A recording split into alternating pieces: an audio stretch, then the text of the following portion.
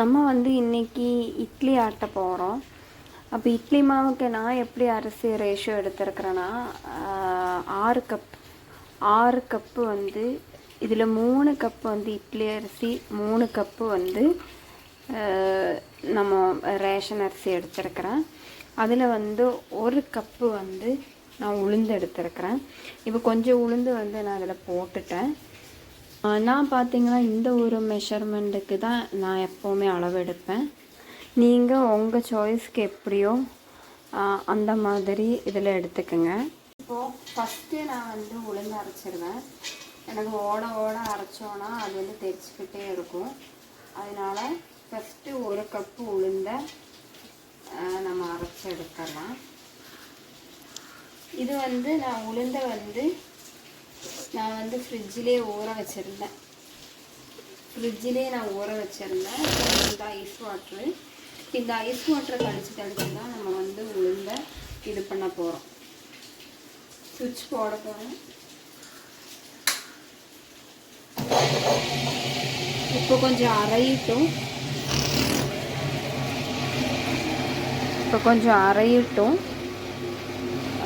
கொஞ்சம் நல்லா அரைஞ்ச பின்ன தான் நம்ம வந்து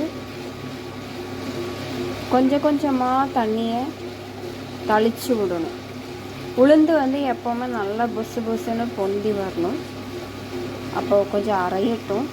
அதே மாதிரி உளுந்துக்கு எப்போவுமே அவ்வளோவா தண்ணி தேவையில்லை. நம்ம இடைக்கு திறந்து பார்க்கணும், உளுந்து எப்படி அரைப்பட்டிருக்குன்னு பார்க்கணும். இப்போ வந்து நம்ம கொஞ்சம் தண்ணி ஊற்றி கொடுக்கலாம். இது கொஞ்சம் நேரம் அரையட்டும். ரொம்ப தண்ணி நமக்கு தேவையில்லை. நம்ம அரிசிக்கு இந்த உளுந்து ஊற வச்ச தண்ணியை எடுத்துக்கலாம்.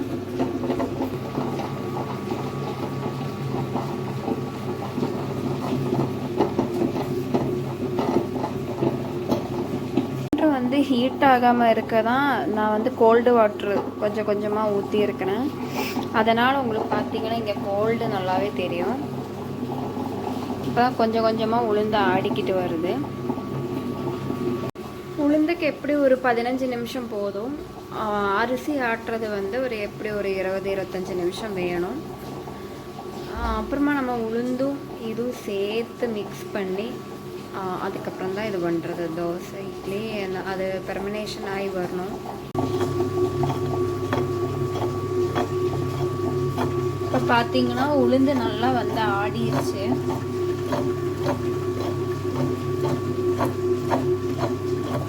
மையாட்ட ஆடிடுச்சு.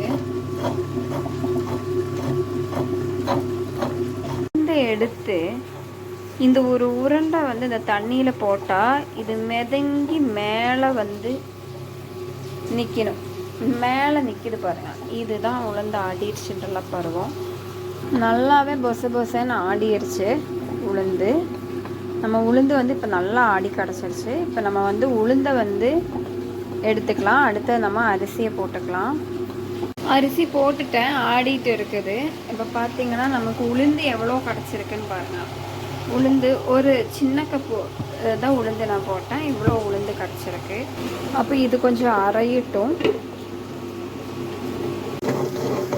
அரைத்துக்கும்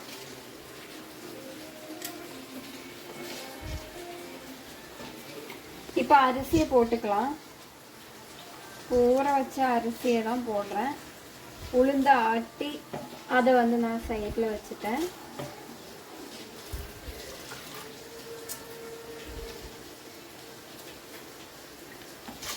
இப்போ அரிசியை கொஞ்சமாக போட்டுட்டேன். நம்ம ஆன் பண்ணி விட்டுறலாம்.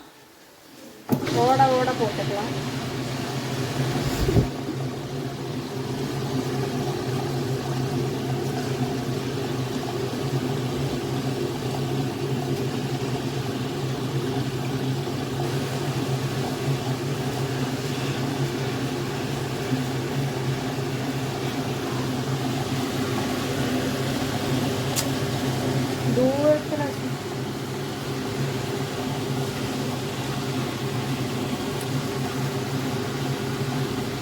இந்த உளுந்து ஊற வச்ச தண்ணி தான் நான் இதில் ஊற்றி இருக்கிறேன்.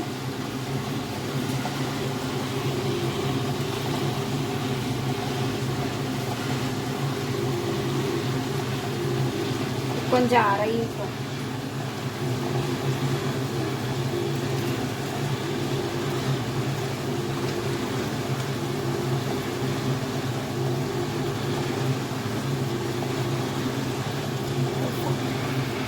டைட்டாக வர டைமில் நம்ம உளுந்துக்கு ஊற வச்ச தண்ணியை ஊற்றணும்.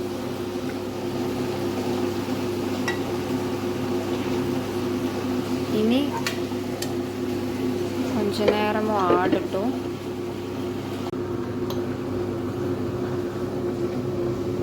இப்போ பாருங்க, நல்லா ஆடிடுச்சு. கொஞ்சம் சொத சொத தான் இருக்கும். இனி நம்ம போட்டு மிக்ஸ் பண்ணிட வேண்டியதான். இப்போ நம்ம மாவை அரைச்சாச்சு.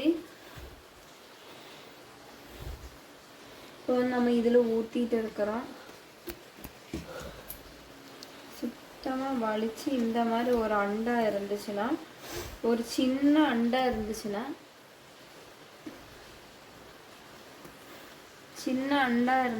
நீங்கள் இதில் வந்து ஊற்றி வச்சுக்கோங்க. இன்னும் நான் இது ஊற்றல. உளுந்து சுத்தமாக எடுத்து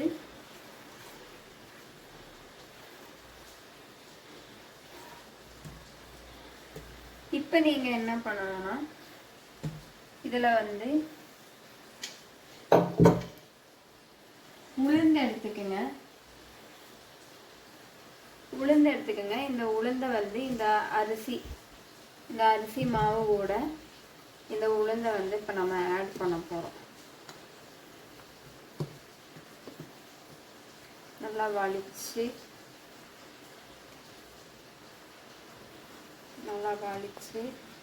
நம்ம ஆட் பண்ண போகிறோம்.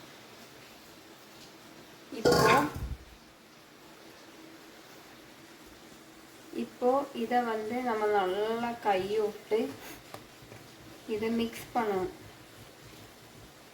நல்லா உங்கள் கையிலே வந்து மிக்ஸ் பண்ணுங்க. அப்போதான் அது நல்லா சீக்கிரமாக பெர்மனண்ட் ஆகும். பார்த்தீங்களா?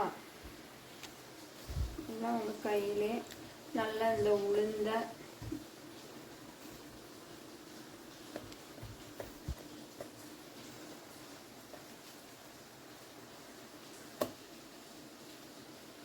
இவ்வளோதான். இப்போ 1 மணி நேரம் வந்து இந்த மிக்ஸை வந்து நம்ம வெளியில் இல்லை, நான் வந்து ஃப்ரிட்ஜில் வச்சுருவேன். 1 மணி நேரம் வச்சுட்டு உங்களுக்கு வேண்டிய மாவு மட்டும் வேற ஒரு பாத்திரத்தில் எடுத்துட்டு அதை வந்து நீங்கள் புளிக்க வச்சுருங்க. எனக்கு வந்து இது அப்படியே வந்து புளிச்சிட்டா அப்புறம் நாள் போக போக நல்லா புளிச்சிடும். அதனால் வந்து நான் வந்து இப்போ செஞ்ச மாவை வந்து அப்படியே ஃப்ரிட்ஜில் வச்சிருவேன்.